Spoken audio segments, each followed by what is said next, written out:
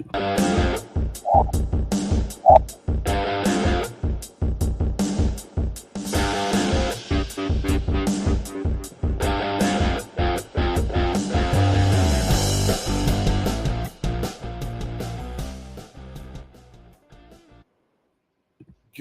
morning, hockey fans. This is Stephen Heisler with HeisHockey.com, the Victorious Hockey Company, and the absolutely crazy junior hockey discussion group on Facebook. This is the Junior Hockey Morning Show. We are on the World Sports Broadcasting Network. Thanks, Tommy. WSBN.TV, Facebook, Twitter, YouTube. Today is Friday, October 13th. Friday the 13th. This show is doomed. We're going to have all kinds of problems before we even start. This is like the haunted Friday the 13th. There's movies named after this incredible day. The Five. All right. Cannot figure out what I wanted to say today. I lost my mind watching the news. Wanted to lighten up things considerably. So what I'm about to suggest is not hazing, okay? There's a difference between hazing and practical jokes. Don't get them confused. We're not trying to say, pick on the rookies or pick on the old guy or pick on the blonde guy or the coach or whoever else. But a lot of these are just practical jokes in hockey. They're kind of fun, kind of silly. This gem comes from the folks at Gong Show, and it's a beauty. With any good prank, the first step is to find your victim. It could be an old guy, maybe the captain, maybe a guy that's a goalie that wins all the games, whoever it is. First big trick is to find your victim. It does say maybe a rookie that's just off the farm. You could do that. That can be fun. Not hazy. No matter what, the key to picking the right victim is all about the timing. This person has to be in the right mood and either needs to be taken down a peg, maybe he's lighting the lamp one too many times, or just to feel like he's more part of the squad. Number one, tape on the stick. Classic in every essence of the word. A prank that has been passed down from generation to generation, or at least since the invention of clear tape. Like the rippling of a lake after a stone was tossed into it, the clear tape on a skate blade left no corner of the hockey world unaffected. This has been going on for 60 years, minimum. One can only assume that this unbelievable yet easy and hilarious prank came to be about the same time clear tape was invented. We got that. How it works. Find someone who's basically left their bag or better their wheels completely unattended. Maybe they're in the john. Maybe they're in the shower. Maybe they're talking to their girlfriend named Sally. I don't know. You will then proceed to rip off a nice small piece of clear tape and ever so gently snug it up to the right onto the middle of the skate blade. Then get yourself a good bag of popcorn and watch the fun unfold. Kicks the ice, doesn't go well, can't figure it out, gets up, tries it again. You got the story. You've all seen that happen. People fall for it every year. Maybe a lot of today's kids are so advanced that all the pranks have to do with social media. I don't know. But that's a good old-fashioned prank. Your grandfather was probably doing the same prank. Maybe not. Maybe not your grandfather. Your grandfather was kind of crusty. Next, first on the ice. Another time-honored tradition that has been making its way around the NHL as of late. And one we get to see firsthand as the fans is the first on the ice prank.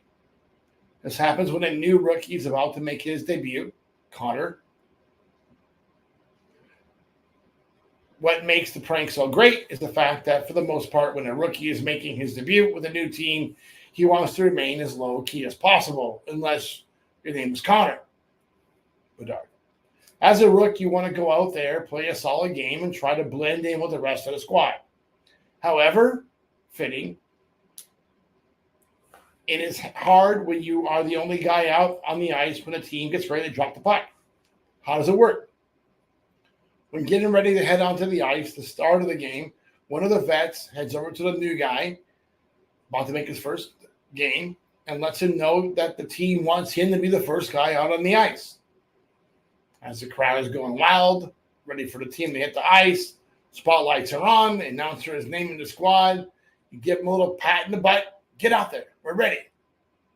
He skates out all by himself, team is back at the gate laughing their backsides off. Great stuff. Next, cut laces.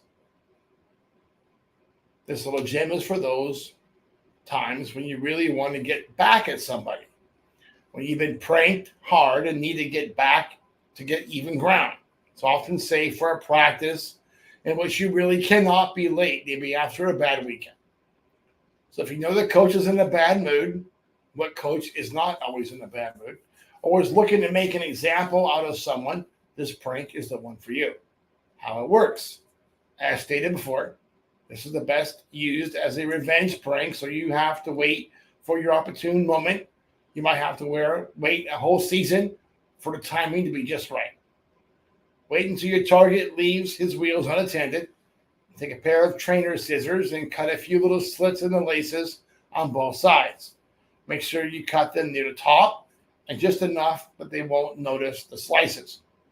Once he goes to tighten up his wheels, the laces will break, forcing him to relace his skate, costing valuable time. Ideally, he falls for it on both skates.